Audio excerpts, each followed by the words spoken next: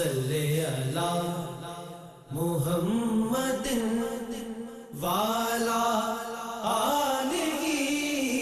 وصحبہ وسلم۔ بسم اللہ الرحمن الرحیم۔ اللہ تبارک و تعالیٰ کے عظیم نام سے آغاز کرتے ہیں جو بہت مہربان نہایت رحم والا ہے۔ حدیث نمبر 1426 پر پہنچے تھے۔ سیدنا ابو ہریرہ رضی اللہ تعالی عنہ کہتے ہیں کہ میں نے نبی کریم صلی اللہ علیہ وسلم سے سنا، آپ نے ارشاد فرمایا کہ بہترین صدقہ وہ ہے جس کے دینے کے بعد بھی آدمی غنی رہے اور دینے کی ابتدا اپنے گھر والوں سے کرو۔ تو اس کا مطلب یہ ہوا کہ ایک تو سارا ہی بانٹ دینا قطعاً غیر مناسب ہے، اس لیے میں کئی دفعہ آپ کو یہ سمجھاتا ہوں، خصوصاً مرد حضرات کی خدمت میں گزارش ہے کہ اپنے جو ذرائع آمدنی ہیں وہ سب خاندان والوں کے سامنے ظاہر نہ کریں، کتنی تنخواہ ہے وہ نہ بتائیں۔ وجہ اس کی یہ ہے کہ پھر امید بنتی ہے اور دوسرے آ کے مطالبہ کرتے ہیں اور آدمی کے لیے انکار کرنا، منع کرنا مشکل ہو جاتا ہے کہ کیسے منع کریں۔ اور صورتحال یہ ہوتی ہے بعض اوقات اتنی ڈیمانڈ بڑھ جاتی ہے کہ انسان مروت میں جب ایک کو دیتا ہے، دو کو دیتا ہے، تو تیسرا آ کے ایک طرح سے بلیک میل کرتا ہے۔ وہ کہتا ہے آپ نے فلاں کو دیا، بھائی کو دے دیا، بہن میں نظر نہیں آیا۔ تو اب آدمی کہتا ہے یار اگر نہیں دوں گا یہ ناراض ہوگا، چلو اچھا تم بھی تھوڑا سا لے لو۔ تو پھر نتیجہ نکلتا ہے کہ خود اپنے پاس سیونگ ہوتی نہیں ہے، وہ زیادہ جاتی رہتی ہے۔ پھر اگر اس شخص کا اچانک انتقال ہو جائے تو ان میں سے ایک بھی ایسا نہیں ہوگا جو اس کے بیوی بچوں کی آنکھوں کو کفالت کر سکے۔ اس لیے اعتدال قائم رکھنا انتہائی ضروری ہے۔ میرے آقا صلی اللہ علیہ وسلم جو خود اپنے پاس کچھ نہیں رکھتے ہیں، ابھی ایک حدیث آئے گی کہ سرکار نے فرمایا کہ نماز پڑھاتے پڑھاتے گئے اور واپس آئے، صحابہ نے پوچھا رسول اللہ نماز پڑھاتے ہی آپ یعنی پڑھانے کے فوراً بعد گئے، فٹافٹ واپس آئے، کیوں تشریف لے گئے؟ فرمایا کہ مجھے یاد آیا کہ تھوڑا سا سونا گھر میں رکھا ہوا تھا، میں نے اس کو صدقہ کر دیا۔ اپنے لیے کچھ نہیں رکھ رہے ہیں اور اسی کو محبوب بھی رکھتے ہیں کہ دنیا کا مال پاس نہ ہو، لیکن اس کے باوجود میرے آقا صلی اللہ علیہ وسلم بہترین طریقے سے زندگی گزارنے کا ایک طریقہ بھی ارشاد فرماتے ہیں، کیونکہ آپ ایک لیڈر ہیں، آپ ایک بہترین رہنما ہیں اور آپ نہیں چاہیں گے کہ آپ کا جو ماتحت ہے یا آپ کا امت یا آپ سے محبت رکھنے والا غیر معتدل قدم اٹھا کے اپنے لیے آزمائشوں کے دروازے کھولے اور پھر اس کے لیے آخرت کے نقصان کا کوئی پہلو نکلے۔ تو لہٰذا نبی کریم صلی اللہ علیہ وسلم نے بڑی پیاری تعلیم اور تلقین فرمائی کہ اپنے ایسا صدقہ نہ کرو کہ تم تنگ دست ہو جاؤ، بلکہ ایسا کرو کہ غنا باقی رہے۔ تو لہٰذا تھوڑا دیں اور اپنے پاس بھی جمع رکھیں،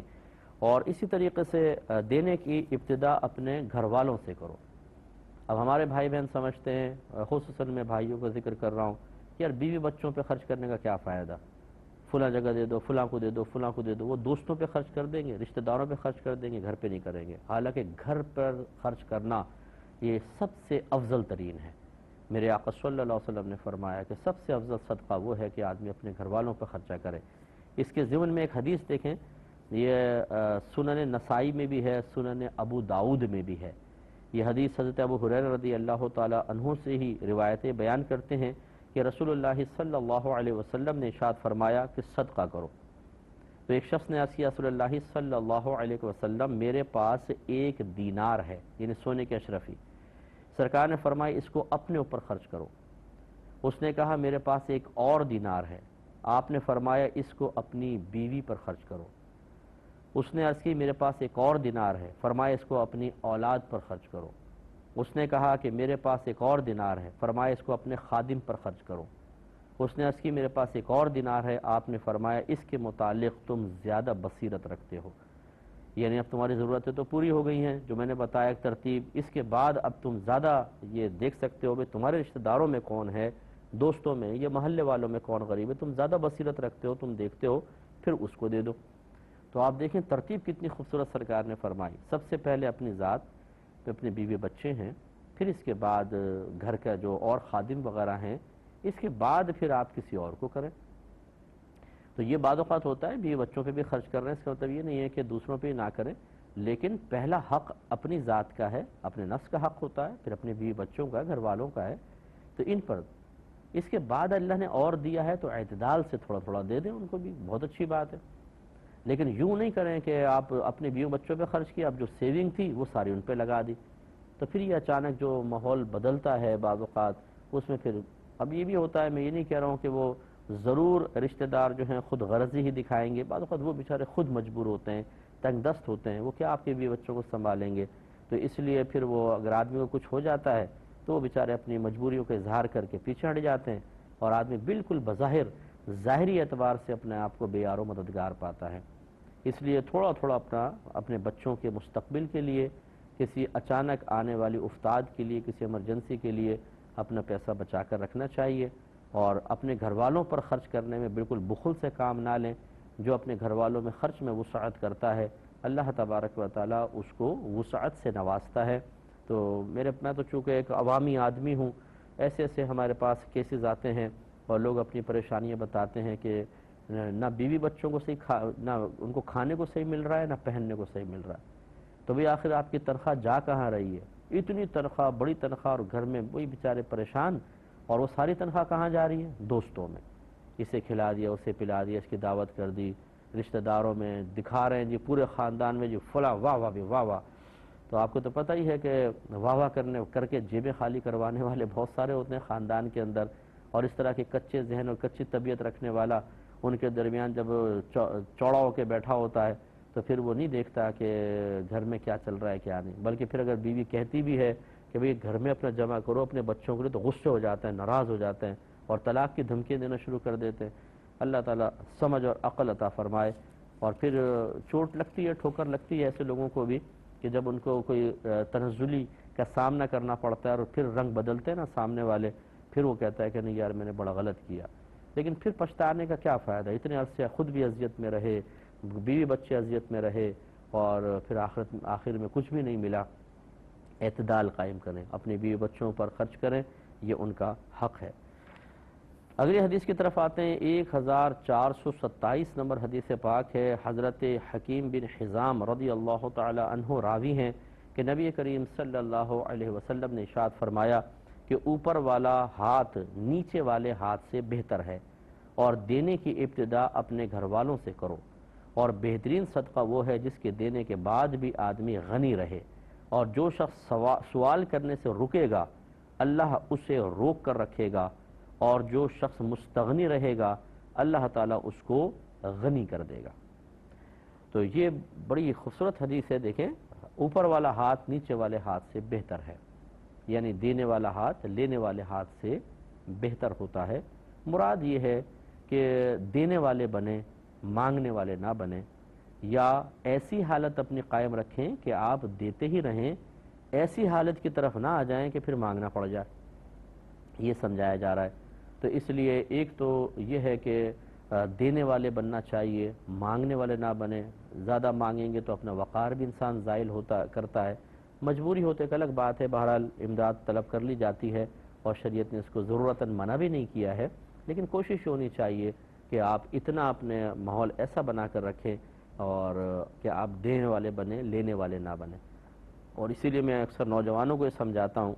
جو ابھی زمانے طالب علمی میں ہیں کہ آپ پڑھتے نہیں ہیں، ماں باپ محنت سے پیسہ کماتے ہیں آپ کے والد، اور آپ بے دردی سے پیسے کو خرچ کر دیتے ہیں، کوئی پرواہ نہیں ہوتی آپ کو، امتحان میں فیل ہو رہے ہیں، پاس ہو رہے ہیں، بس کھیل میں لگے ہوئے ہیں اور دوستیوں میں لگے پڑے ہیں، سوشل میڈیا پہ وقت برباد کر رہے ہیں، ماں باپ کہہ رہے ہیں پڑھ دو بیٹا لیکن پڑھ کر نہیں دیتے ہیں، اس وقت کو ضائع کر دیتے ہیں، آوارہ دوستوں میں گھوم رہے ہیں، یہ کر رہے ہیں وہ کر رہے ہیں۔ پھر جب یہ بڑی اسٹیج پر بڑی عمر میں آتے ہیں، شادی کی عمر ہے، آپ کو اچھی نوکری نہیں ملتی ہے، بعض اوقات والد صاحب نہیں دلوا پاتے ہیں، اچھا کاروبار نہیں کروا پاتے ہیں، کوئی سفارش نہیں کر سکتے ہیں، تو پھر کوئی چھوٹی موٹی نوکری کرتے ہیں، پھر شادی ہو جاتی ہے، پھر گھر چلانا مشکل ہو جاتا ہے، پھر بڑے معصوم انداز میں کہتے ہیں کہ دیکھیں جی ہم غریبوں کے لیے تو کچھ بھی نہیں ہے اس ملک کے اندر، اور یہ وہ۔ آپ حکومت کو برا بھلا کہیں، رشتہ داروں کو برا بھلا کہیں، اس سے کہیں زیادہ بہتر نہیں کہ آئینے کے سامنے کھڑے ہو کر ذرا اپنے ان ایام پر غور و تفکر کر لیں جن ایام میں اگر آپ سنجیدگی اختیار کر کے اپنی محنت کو صحیح جگہ خرچ کرتے تو آج اس مقام پہ خود بھی آرام سے دینے والے بنتے اور بیوی بچے بھی سکون سے رہتے۔ وہ وقت تو آپ نے آوارہ گردیوں میں گزار دیا، اس وقت تو آپ اپنی نفسانی خواہشات کے پیچھے چلے، اس وقت نہ آپ کو اپنے مستقبل کے بارے میں فکر تھی، نہ اپنے بیوی بچوں کے کہ بھئی آگے چل کر کچھ نہ کچھ تو مجھے کرنا ہے، وہ تو آپ نے پورا وقت انٹرٹینمنٹ میں گزارا، خوب اپنے آپ کو صحیح استعمال کر لیا، مزے لے لیے زندگی کے۔ اب آپ کہہ رہے ہیں جی میں غریب ہوں ہماری امداد کریں، یعنی اس کا مطلب یہ ہے کہ آپ نکمے رہیں اور آپ کو سنبھالیں، اور نہیں سنبھالیں تو آپ اپنے نکمے پن کو بھلا کر انگلی اٹھاتے رہیں، فلاں میرے ساتھ یہ نہیں کر رہا، فلاں نہیں کر رہا۔ تو ناراض ہونے کی کوئی کسی کی بھی ضرورت نہیں ہے، لیکن آپ تھوڑا سا غور و تفکر کریں کہ جو بہت سارے ایسے ہوتے ہیں جو کہتے ہیں جی جاب نہیں مل رہی ہے، جی ہم گزارا نہیں ہو رہا گھر کے اندر۔ آپ نے جس وقت اپنا مستقبل بنانا تھا آپ نے کیا کیا تھا؟ تو ہر ایک ایسا ہوتا نہیں ہے، بہرحال یہ جو ایسا کرتے ہیں ان کے بارے میں کہہ رہا ہوں کہ وہ کیوں نہیں ہوتا ہے کہ بعض اوقات تو گھر میں تنگ دستی بہت زیادہ ہوتی ہے، والدین پڑھنے نہیں دیتے ہیں، کسی بھی کام کاج پہ لگا دیتے ہیں، وہ ایک ان کی الگ مجبوری ہے۔ یہ تو میں ان کی بات کر رہا ہوں، والدین سپورٹ کر رہے ہیں، اسکول میں بھیج رہے ہیں، کالج کی فیسیں ادا کر رہے ہیں، کورسز کے لیے پیسے دے رہے ہیں، لیکن ہماری شرارتیں ختم نہیں ہوتی اور ہم نکمے رہ جاتے ہیں، اور بعد میں پھر ہم دوسروں پر ہی سہاروں پہ چلنے کی کوشش کرتے ہیں۔ ایسے شخص کو بالکل شکوہ کرنے کی اجازت نہیں ہونی چاہیے، نہ وہ شکوہ کرے، آئینے میں کے سامنے کھڑے ہو کر اپنے آپ کو ملامت کرے۔ اس لیے جو ہمارے ابھی ان میرڈ نوجوان ہیں جو ہمیں سن رہے ہیں، آپ کو اپنا مستقبل خود بنانا چاہیے، محنت سے پڑھیں، دوستی اپنی جگہ پر، سوشل میڈیا اپنے مقام پر، ان پہ زیادہ لٹکے نہیں کہ پھر آپ اپنی پڑھائی سے دور ہو جائیں۔ اچھا پڑھیں، اچھے کورسز کریں، اچھی سی جاب عزت والی حاصل کریں، اس کے بعد پھر اس کے جب جاب لگ جائے گی، آپ کی شادی ہو جائے، بیوی بچے آ جائیں، سوشل میڈیا چلتا رہے گا، دوستیاں تو پھر بھی چلتی رہیں گی، لیکن اگر آپ نے ان چیزوں میں مشغول رہ کے اپنے آپ کو نکمہ بنا دیا تو پھر یاد رکھیں جوتیاں اٹھانے پڑیں گے لوگوں کی، گالیاں سننی پڑیں گی، تکلیف دہ زندگی گزارنی پڑے گی۔ پھر کسی کو آپ مورد الزام نہ ٹھہرائیے گا، آپ کو موقع دیا تھا اللہ تعالیٰ نے، آپ نے اس کو ضائع کیا ہے۔ اس لیے جو ابھی نوجوان میٹرک میں ہیں، انٹر میں آ گئے ہیں، اس لیول پہ پہنچنے کے بعد آپ میں اتنی سنجیدگی ہونی چاہیے کہ آپ اپنے 10 سال یا 20 سال بعد کے فیوچر کے بارے میں غور کریں کہ مجھے اس وقت کیسا رہنا پسند ہے، کس طرح میں چاہتا ہوں، میرے گھر ہو، گاڑی ہو، بیوی بچے ہوں، بچے اچھے اسکول میں پڑھ رہے ہوں۔ اگر یہ آپ کی خواہش ہے تو پھر ابھی سے آپ تیاری کریں، اچھا پڑھیں اور اچھے کورسز وغیرہ کریں، پوری اپنی پڑھائی میں محنت کریں، آپ کو اچھی جاب ضرور ملے گی انشاءاللہ، عزت والی روزی ملے گی، پھر آپ کے سارے خواب پورے ہوں گے۔ لیکن اگر آپ فیوچر کو نہیں دیکھتے بلکہ آج کو دیکھتے ہیں، آج کس دوست سے ملنا ہے، آج سوشل میڈیا پہ کس سے بات کرنی ہے، آج کون سا کھیل کھیلنا ہے، بس روزانہ ہی آج کے رات کے بارے میں یا آج کے بارے میں سوچتے رہیں گے، پھر اس کا نتیجہ یہ نکلتا ہے کہ امتحان میں فیل ہو رہے ہیں، سپلیمنٹری آ رہی ہے، سی گریڈ میں پاس ہو رہے ہیں، پھر وہ سفارشیں لگ رہی ہیں جی جاب نہیں مل رہی،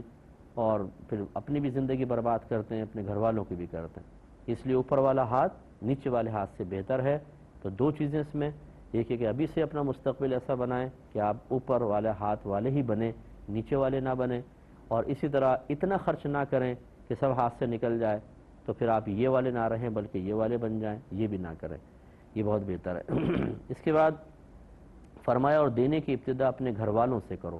اس پہ بھی کلام ہو چکا ہے کہ سب سے پہلے حق اپنی ذات کا، پھر اپنے بیوی بچوں پہ توجہ کریں، ان کے اوپر خرچ کریں۔ ہاں، ان پہ خرچ کرنا کا مطلب ہر چیز یہ نہیں ہے کہ بیکار زوجہ کی الٹی سیدھی خواہشیں کر رہی ہے، بچے بعض اوقات الٹی سیدھی خواہش اس میں لاکھوں روپے لگا رہے ہیں، ایسا نہیں، بالکل ان کو جو ان کی ضرورتیں ہیں وہ پوری کریں، اور اگر آپ کو اللہ نے زیادہ دیا ہے، جو نعمت آپ دے سکتے ہیں جائز طریقے سے وہ نعمتیں دیں، تو یہ اپنے گھر والوں کی ضرورتیں پہلے پوری کرنی چاہیے، فضول خرچ کی ترغیب نہیں ہو رہی۔ اور اسی طرح فرمایا بہترین صدقہ وہ ہے جس کے دینے کے بعد بھی آدمی غنی رہے، اس پہ کلام ہو چکا، اور جو شخص سوال کرنے سے رکے گا اللہ اسے روک کر رکھے گا، یعنی جو سوال نہ کرے، کسی کے سامنے دست زوال دراز نہ کرے، تو اللہ تعالیٰ پھر ایسا ماحول بنا دے گا انشاءاللہ کہ اس کو ہاتھ پھیلانے کی ضرورت نہیں پڑے گی۔ ہم لوگ ہر ایک تو نہیں لیکن بہت سے لوگوں کی عادت ہوتی ہے، تھوڑی سی بھی پریشانی آئی فوراً کسی سے مانگنا شروع کر دیں گے، ان کی عادت ہی مانگنے والی بن جاتی ہے، تو پھر آپ یہ دیکھیں گے اس کی محتاجی کبھی بھی ختم نہیں ہوتی، جو آتا ہے فوراً ختم ہو جاتا ہے، پھر دوبارہ مانگنا ہے، پھر آتا ہے ختم۔ اور بعض تو ایسے ہوتے ہیں کہ دور سے دیکھ کے کہتے ہیں تو مانگنے ہی آیا ہوگا، یہ رویہ اختیار نہیں کرنا چاہیے۔ اب آپ کہیں گے کہ بعض جو ایسے لوگ ہوتے ہیں کہتے ہیں کہ بھی کیا کریں، نہ یہ کوئی کام ہے نہ کچھ ہے تو مانگنا ہی پڑتا ہے۔ سوال یہ پیدا ہوتا ہے کبھی آپ سوال سے رک کر دیکھیں نا، پھر دیکھیے اللہ تعالیٰ آپ کے لیے کیسے اسباب پیدا کرتا ہے۔ جب ہم اللہ تعالیٰ کی طرف توجہ نہیں کرتے ہیں، جب ہم سوال کرنے سے نہیں روکتے ہیں، تو اللہ تعالیٰ محتاجی کے دروازے کھول دیتا ہے اور ہمیں مخلوق کے حوالے کر دیتا ہے، کیونکہ ہم خالق سے تو مانگ ہی نہیں رہے، ہم اس پہ بھروسہ کرنے کے لیے تیار نہیں ہیں۔ ہم مزاج شرع کو سمجھتے ہوئے تعلیم شرع کے مطابق مطلوب شرع کو حاصل کرنا نہیں چاہ رہے تو پھر اللہ تعالیٰ حوالے کر دیتا، رکیں گے اللہ تعالیٰ روک کے رکھے گا.